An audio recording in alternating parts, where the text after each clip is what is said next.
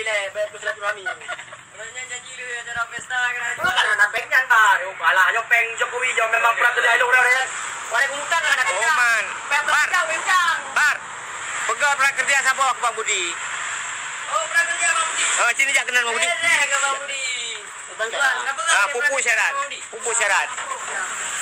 Kalau pada prakerja mah kerja kan ada apa? Kau dah boleh. Aku yo ni, yo kan tak tamak alo. Kata mak peng, maksudnya hijau peng mentang titik boleh. Ya, minyak sama apa ya? Baca undang dan baca ya, SKK Migas.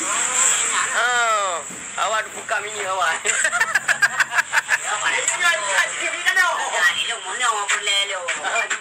Boleh kerja macam Betul. Betul apa ya? Boleh ke?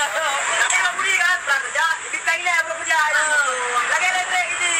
Lagi prakerja. Tawai kan pakai le berapa je? Nanti ya. Hidung ya, hidung peng yogurt. Ah. Jalan aku betul. Jalan aku betul. Apa? Oh, ini aja kan di bulan tu orang belum. Ya, katanya. Kan syarat-syarat je KTP. Pulang KTP kakak. Rumah orang baru. Waktu lanjut. Ada yang kurang. Rumah orang kurang.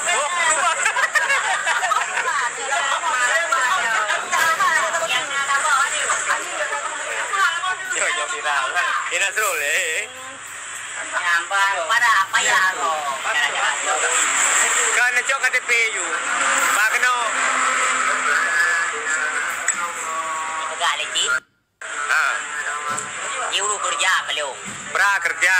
Ya itu dah menyata apa rumah hanya timang. Kan apa rumah orang timang tamang kerjanya. Kan apa ya? Kalau nak promo biji. Oh mana? Syarat je KTP. Alenyan kakak. Kartu keluarga. Siapa? Lepas kena bapak nyonya pak. Bapak SKK Migas. SKK Migas. Bukan Dano. Oh, bukan Dano. Awak bukan Bangalo Nawai. Bukan ini Dano nama. Ana. Dano kakak biji lagi. Oh, kamu. Berarti kepulang punya Dano kan agak. Berarti kan hasil. Dapur deh.